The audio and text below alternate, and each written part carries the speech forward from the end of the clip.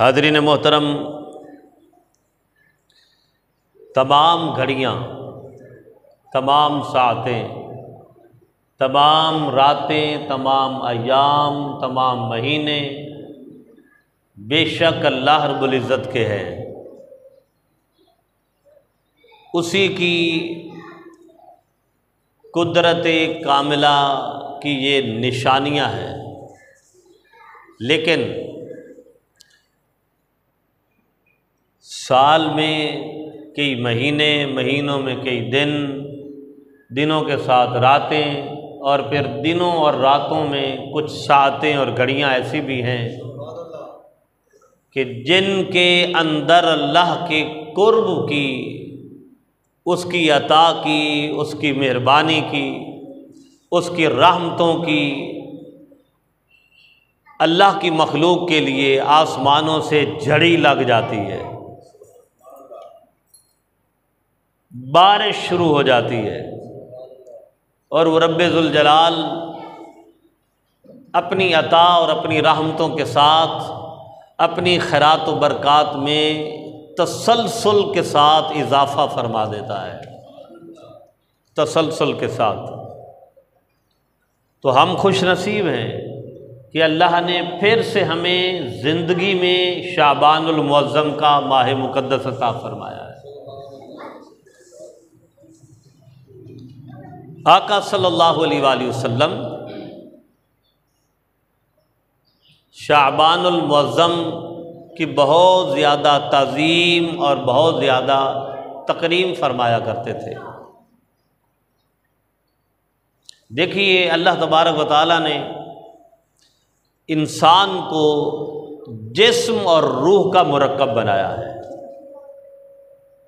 کہ جہاں اللہ تعالیٰ نے انسان کو یہ جسم خاکی عطا فرمایا ہے، جسم بشری عطا فرمایا ہے، لباس بشری کا مکین فرمایا ہے، وہاں اللہ تعالیٰ نے اس کے اندر روح کو بھی ودیعت فرما دیا ہے، روح کو بھی۔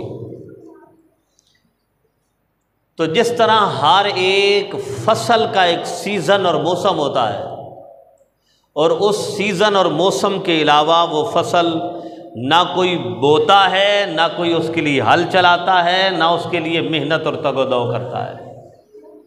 گندم کا اپنا ایک سیزن ہے، چاول کا اپنا سیزن ہے، اسی طرح دیگر انسانی ضروریات سے متعلق پھل فروٹ، ان کا اپنا ایک سیزن ہوتا ہے۔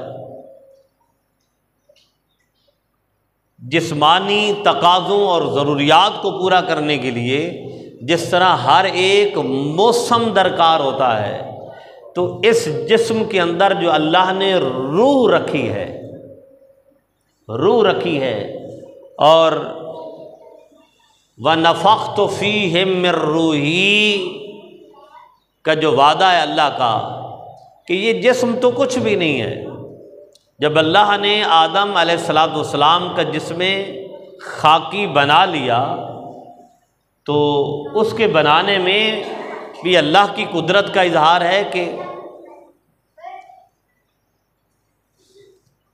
فرمایا رسول کریم صلی اللہ علیہ وسلم نے کہ اس جسم کی تشکیل میں بھی اللہ نے 40 سال لگائے، اور 40 سال اس دنیا کے نہیں ہیں، اس دنیا کے ہیں جو دنیا ہوا کی محتاج نہیں، خوراک کی محتاج نہیں، سانس کی محتاج نہیں، اور جتنے حوائج ضروریہ انسان کے لیے ہمیں اس زمین پر ضرورت ہے، وہ جو زمین ہے، اور وہ زمین سے مراد وہ جو دنیا ہے، دنیا ملکوت کی، دنیا سماوات کی، بارگاہ الہی کی، وہاں تو ان چیزوں کی ضرورت ہی نہیں ہے، ان چیزوں کی ضرورت ہی نہیں ہے۔ اس دنیا میں اللہ نے 40 سال حضرت آدم علیہ السلام کے خمیر کو بنانے کے بعد فرمایا، اس سے پہلے تو اللہ تعالیٰ نے نہیں فرمایا نا فرشتوں کو کہ اے فرشتوں، یہ پتلا ہے، یہ جسم آدم ہے، اس کو سجدہ کرو، فرمایا نہیں، فرمایا اب کیا ہے، فَنَفَخْتُ فِيهِ مِن رُّوحِي، میں اس کے اندر اپنی روح ڈال رہا ہوں، فَقَعُوا لَهُ ساجدین، تم سارے کے سارے اس کے سامنے سجدہ ریز ہو جانا۔ تو روح اور جسم کے ملاپ کے بعد اللہ نے انسان کو مسجود ملائکہ بنایا ہے۔ تو برادران محترم، یہ اللہ نے ہمارے اندر روح رکھی ہے، اور اس روح کی غذا ان مہینوں میں اللہ کی رحمت سے اور قربت سے پوری کی جاتی ہے۔ اور اس روح کی غذا کیا ہے؟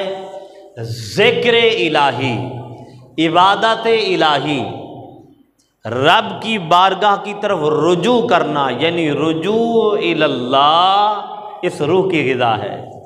اور آقا صلی اللہ علیہ وسلم اس مہینے میں یعنی شعبان المعظم میں، بلکہ فرمایا حدیث رسول صلی اللہ علیہ وسلم میں آقا علیہ الصلوۃ والسلام کا فرمان ذی شان، اللہ اکبر، کہ فرمایا حضرت ابو ہریرہ رضی اللہ تعالیٰ عنہ سے مروی ہے کہ آقا علیہ الصلوۃ والسلام نے فرمایا، جب یہ مہینے شروع ہوتے ہیں نا، رجب، شعبان، رمضان، یہ ان مہینوں کا آغاز ہوتا، تو آقا علیہ الصلوۃ والسلام کیا دعا فرماتے؟ فرماتے اللہم بارک لنا فی رجب و شعبان و بلغنا رمضان، یا اللہ ہمارے لیے رجب اور شعبان میں برکت پیدا فرما، اور اس برکت کے ساتھ ہمیں رمضان کی فضیلتوں تک پہنچنے کی توفیق عطا فرما۔ یہ آقا صلی اللہ علیہ وسلم کے لبوں پر آتی کہ یا اللہ ان مہینوں میں ہمارے لیے برکت پیدا فرما، اور اس برکت کے ساتھ قائم دائم رہتے ہوئے ہمیں رمضان کی فضیلتیں بھی عطا فرما۔ اللہ اکبر، رمضان کی فضیلتیں بھی عطا فرما۔ حضرت اسامہ بن زید رضی اللہ تعالیٰ عنہ حضور کی بارگاہ ہمیں عرض کرنے لگے، یا رسول اللہ صلی اللہ علیہ وآلہ وسلم، میں اس شعبان کے مہینے میں آپ کو سب سے زیادہ روزے رکھتے ہوئے دیکھتا ہوں، اللہ کی بارگاہ میں زیادہ راجع ہوتے ہوئے دیکھتا ہوں، یا رسول اللہ اس کی کیا وجہ ہے؟ تو آقا علیہ الصلوۃ والسلام نے فرمایا ذالک شہر یغفل الناس عنہ، کہ اے میرے پیارے صحابی، یہ وہ مہینہ ہے جس میں لوگ اللہ کی بارگاہ سے غافل ہوتے ہیں، اللہ کی بارگاہ سے غافل ہوتے ہیں۔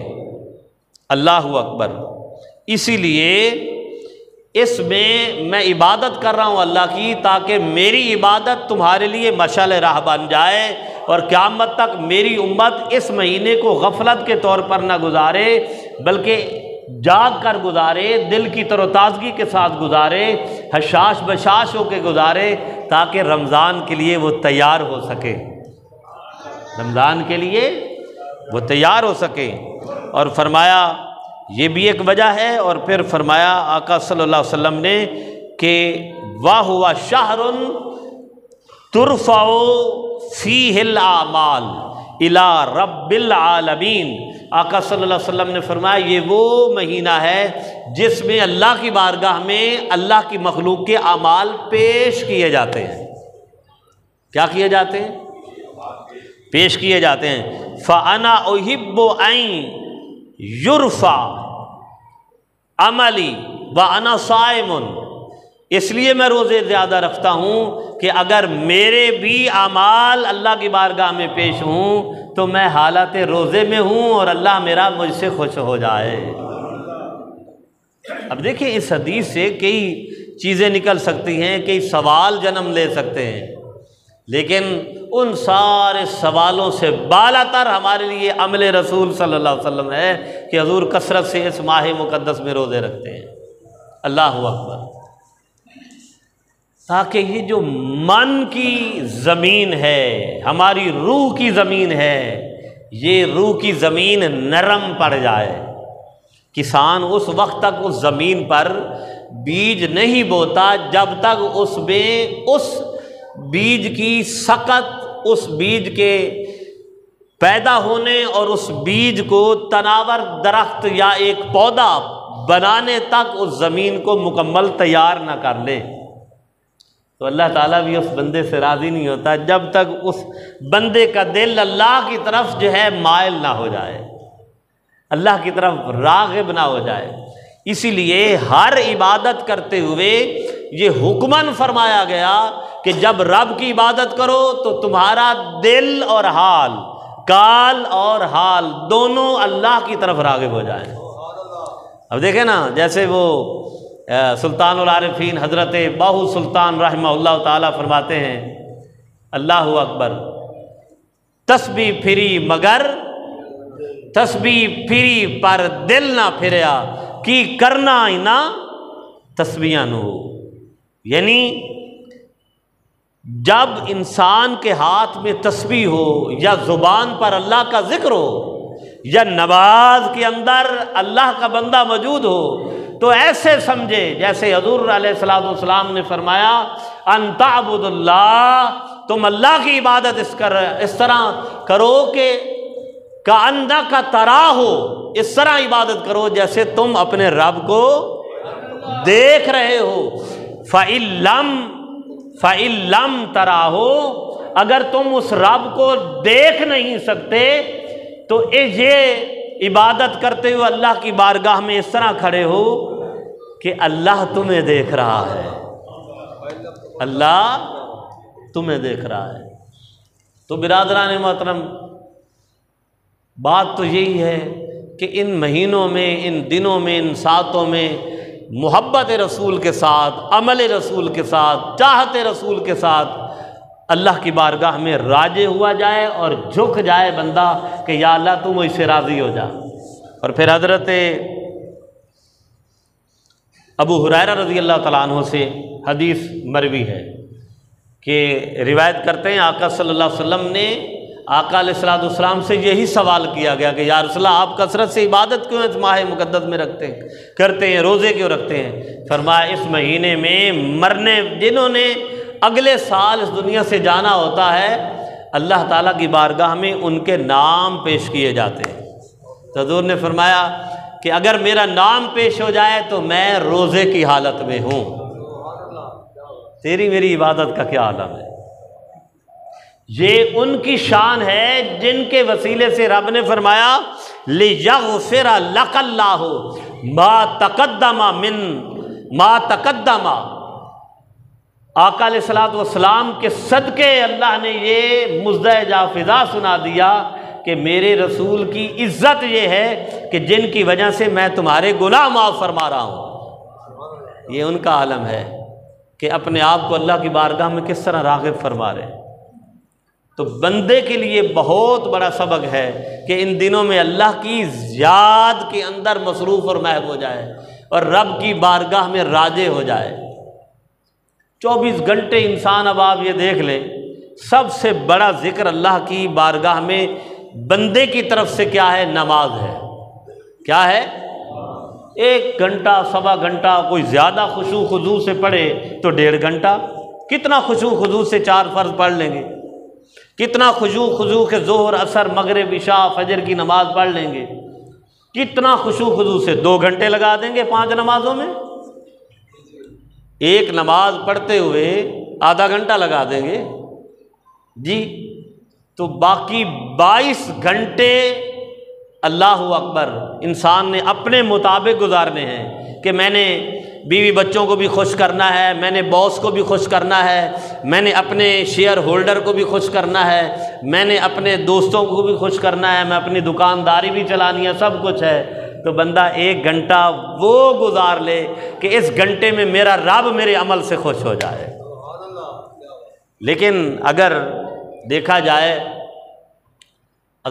جائے تو انسان کے ہر عمل میں، اگر ہر عمل میں اللہ کی رضا شامل ہو جائے کہ میں نے دوستی کیسے نبھانی ہے، میں نے دکانداری کیسے چلانی ہے، میں نے گھر کے احوال کیسے چلانے ہیں، میں نے دفتر کیسے چلانا ہے، میں نے لین دین کیسے کرنا ہے، اگر یہ سب کچھ اللہ کی رضا کے ساتھ ہو جائے تو انسان 24 گھنٹے ہی اللہ کی بارگاہ میں عبادت میں رہتا ہے۔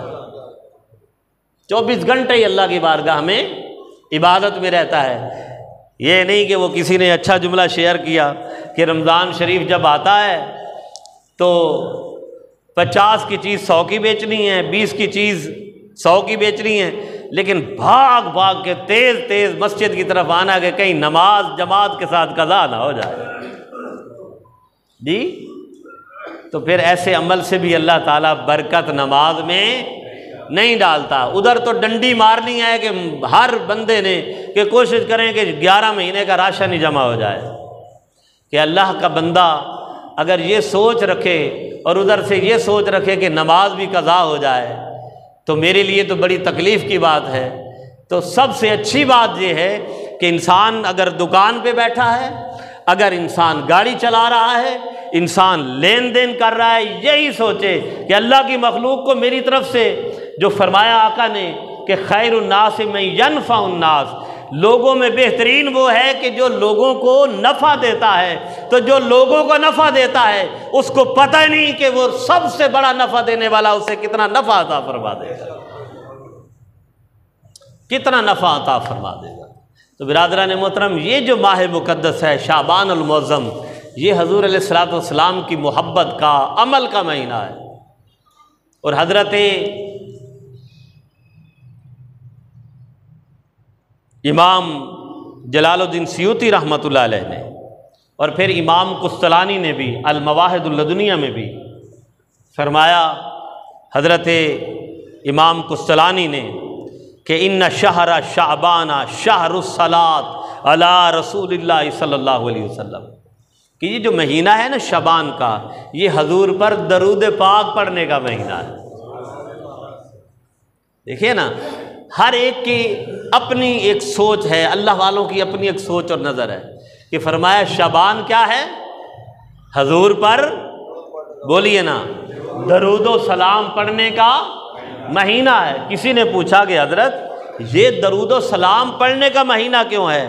فرمایا لِأَنَّ آیَةَ الصَّلَاةِ یعنی ان اللہ وملائکتہ یصلون علی النبی نزلت فیہ۔ آپ نے فرمایا یہ مہینہ اس لیے حضور پر درود و سلام پڑھنے کا مہینہ ہے، یہ جو آیت کریمہ ہے ان اللہ وملائکتہ یصلون علی النبی، کہ بے شک اللہ اور اس کے فرشتے رسول کریم پر درود پڑھتے ہیں، یہ اس مہینہ یعنی شعبان میں نازل ہوئی یہ آیت کریمہ، اس لیے حضور پر درود پڑھنے کی کثرت کیا کرو۔ اس لیے یا ایھا الذین آمنوا صلوا علیہ وسلم، یعنی حضور پر درود و سلام پڑھنے کی اس مہینے میں کثرت کی جائے۔ یہ آیت کریمہ اللہ نے اس ماہ مقدس شعبان میں نازل فرمائی ہے۔ اس کا مطلب یہ ہے کہ رب کی بارگاہ میں جھکنے کے ساتھ یعنی نماز پڑھنے کے ساتھ سب سے زیادہ تسبیح درود پاک کی کرنی چاہیے، درود پاک کی، کہ اگر حضور ہم سے خوش ہو گئے تو رب بھی ہم سے خوش ہو جائے گا۔ اللہ اکبر، سبحان اللہ، کہہ دیجئے سبحان اللہ، اللہ اکبر۔ حضرت اماں عائشہ صدیقہ رضی اللہ تعالیٰ عنہ سے مروی ہے، آپ رضی اللہ تعالیٰ عنہ فرماتی ہیں کہ میں کثرت کے ساتھ آقا صلی اللہ علیہ وسلم کو رمضان المبارک میں روزے رکھتے ہوئے دیکھا کرتی تھی، کہ کثرت کے ساتھ، چونکہ حضرت اماں عائشہ آقا علیہ الصلوۃ والسلام کو سحری کرواتی، کتنی خوش نصیب ہے، اللہ اکبر۔ حضرت اماں عائشہ رضی اللہ تعالیٰ عنہ حضور کے لیے سحری کا بندوبست کرتی۔ ہماری سحری میں تو بہت کچھ ہوتا ہے نا، ہم تو ماشاءاللہ اتنی سحری کا انتظام کرتے ہیں کہ سارا دن سکون سے گزر جائے، مگر حضور کی سحری میں کیا ہوتا؟ جو کی روٹی ہوتی، جو کی روٹی ہوتی، دودھ ہوتا، کھجور ہوتی، اللہ اکبر، یہ حضور کی سحری کا انتظام ہوتا آقا صلی اللہ علیہ وسلم کا۔ اور یہی حضرت اماں عائشہ رضی اللہ تعالیٰ عنہ ہیں، فرماتی ہیں کہ ہمارے چولہے میں ایک ایک مہینہ گزر جاتا تھا آگ ہی نہیں جلتی تھی، بلکہ ایک روایت میں نے پڑھا کہ حضرت اماں عائشہ رضی اللہ تعالیٰ عنہ فرماتی ہیں کہ چولہے میں آگ نہ جلانے کی وجہ سے گھاس پھوس اگاتی تھی، اللہ اکبر۔ یہ حضور کا معمول تھا، چونکہ آقا صلی اللہ علیہ وآلہ وسلم نے اللہ کی عبادت کا حق ادا کیا ہے، حق ادا کیا ہے، اور حق ادا کیا ہے تو رب نے قرآن نازل فرمایا ہے، یا ایھا المزمل، اے پیاری کالی کملی اوڑھنے والے، اے مزمل کی چادر والے، قم اللیل الا قلیلا، اللہ اکبر، ساری رات نہ کھڑا ہوا کر، ساری رات میری بارگاہ میں۔ ہم میں سے کوئی ہے، کوئی بڑا فقیہ بن جائے، عابد بن جائے، زاہد بن جائے، متقی بن جائے، ساری رات کھڑا رہے، ساری زندگی کھڑا رہے، کسی کے لیے رب یہ جملہ فرماتا ہے کہ اے میرے بندے میں تیری عبادت سے راضی ہو گیا ہوں؟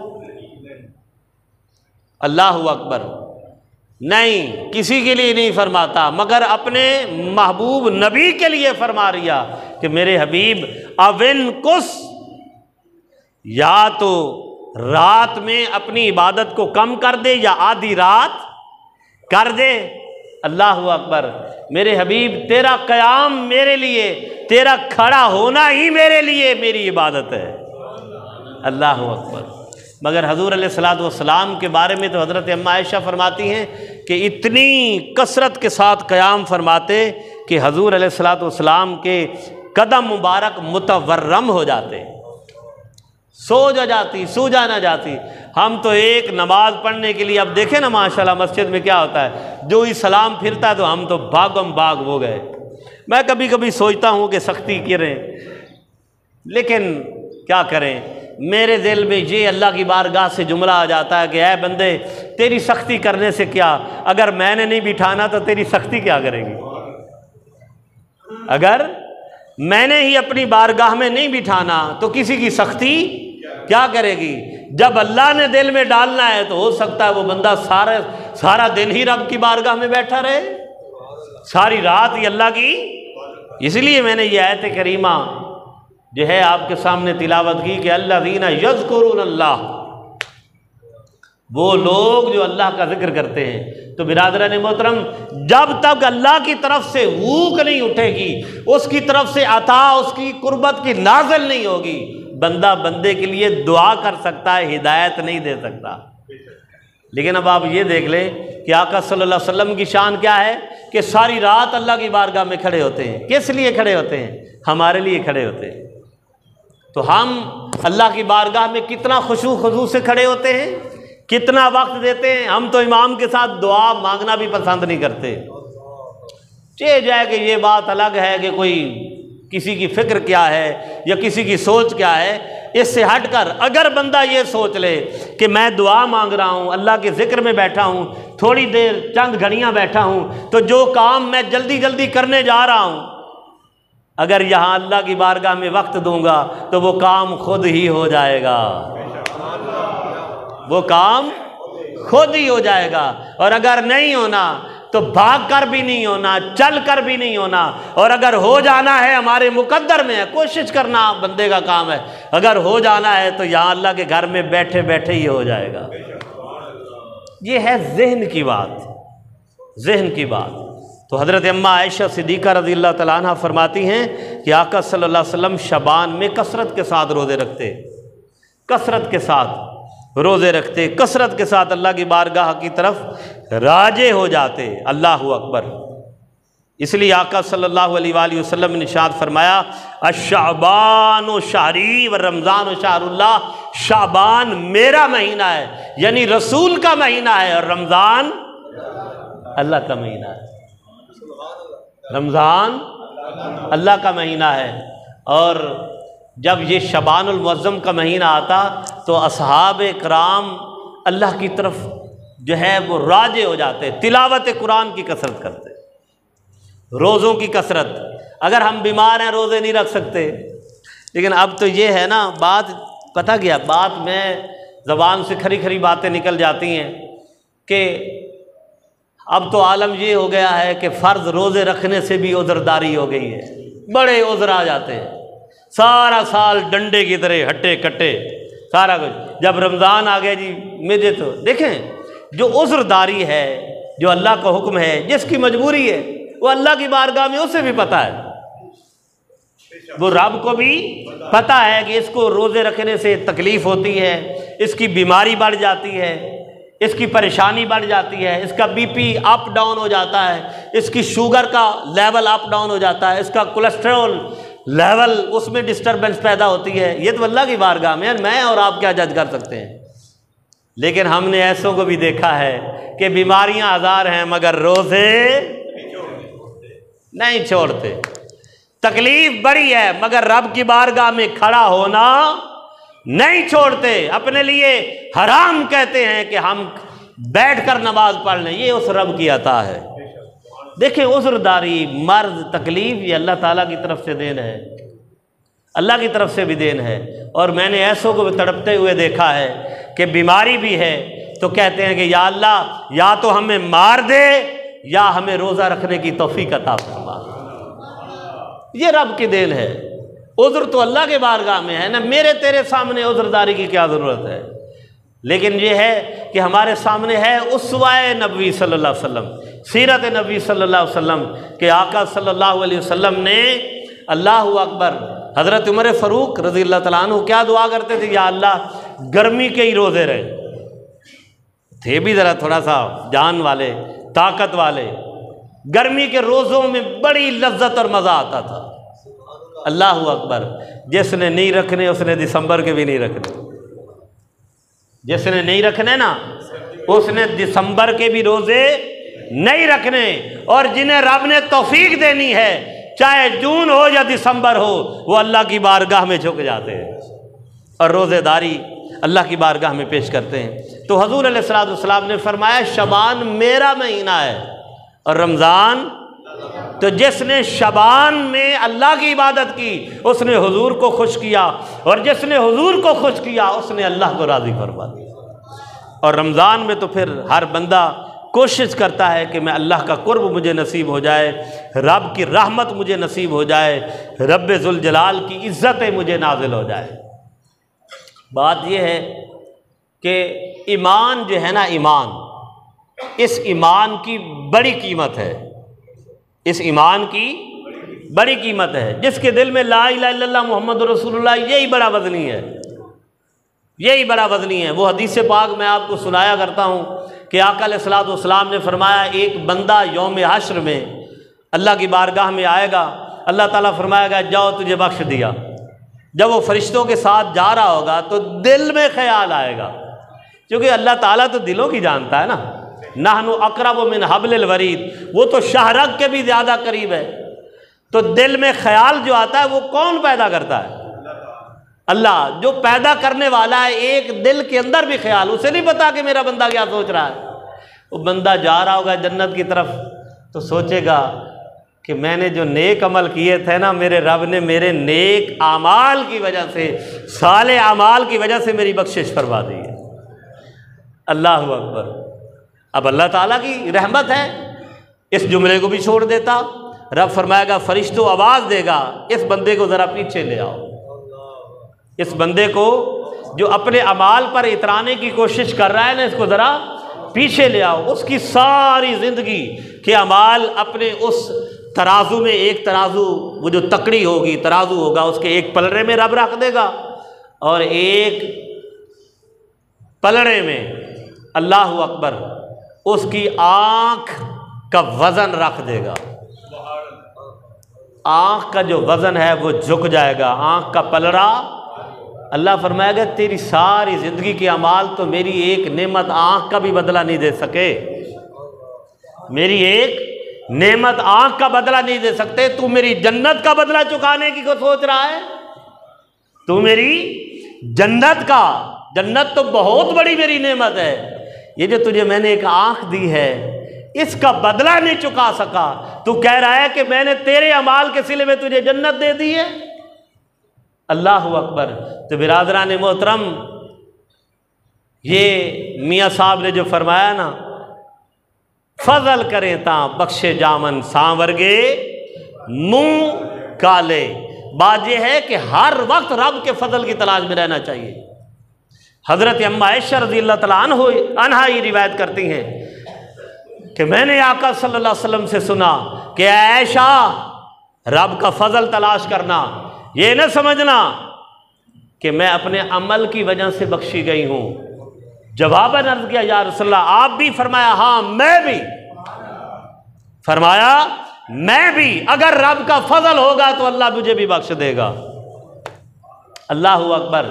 اگر پھر اس کی عطا اور اس کے ترازو اور اس کی تقسیم پہ آتے ہیں تو پھر اللہ کے رسول کی بھی یہ شان ہے کہ فرمایا اگر میری بھی بخشش ہوئی تو رب کا فضل ہوگا تو محمد کی بھی بخشش ہو جائے گی۔ اللہ اکبر۔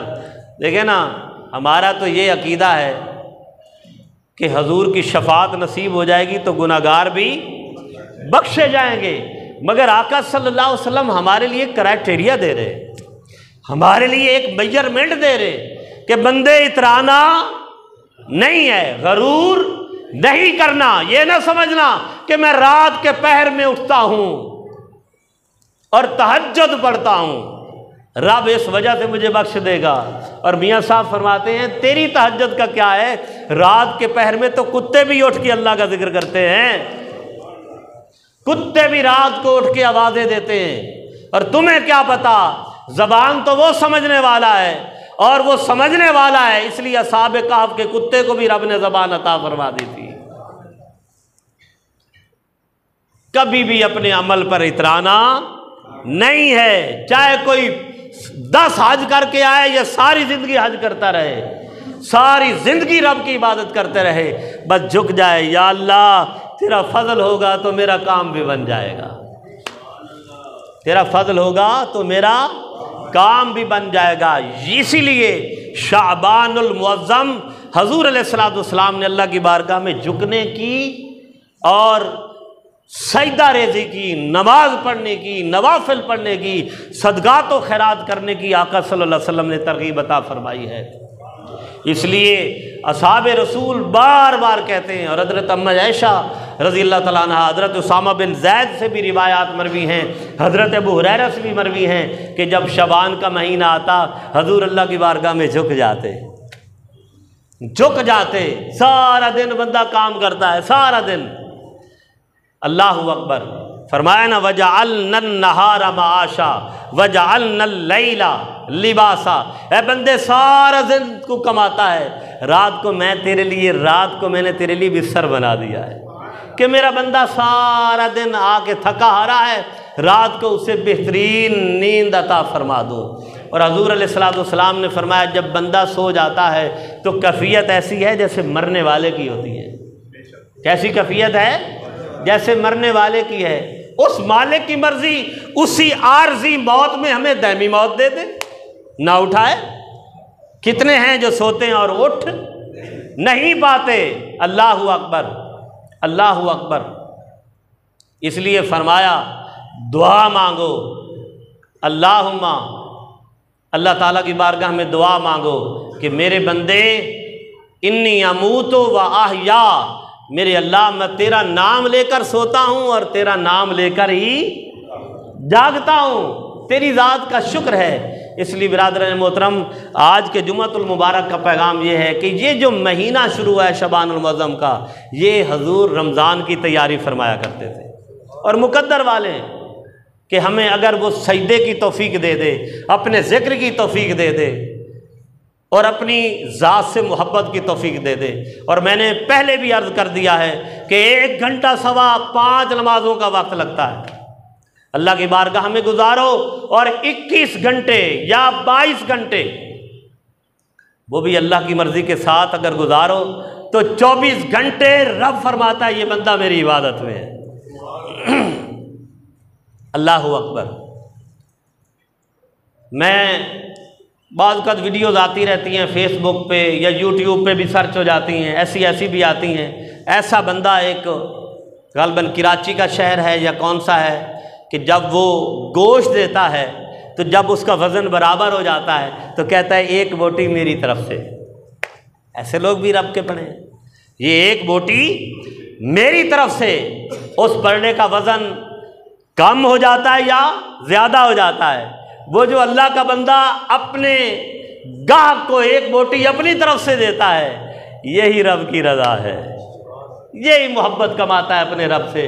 اور نہ جانے اللہ اس کی بارگاہ میں کتنی شان عطا فرمائے گا۔ اور آخری بات، چونکہ وقت ختم ہو چکا ہے، حضرت موسیٰ علیہ السلام کو بھی جب انہوں نے عرض کیا یا اللہ میرا جنت میں ساتھی کون ہے، فرمایا فلاں قصاب، تو اللہ نے ایک قصائی کو کلیم اللہ کا جنت میں ساتھی بنا دیا۔ پتہ نہیں اس کا کون سا عمل پسند تھا۔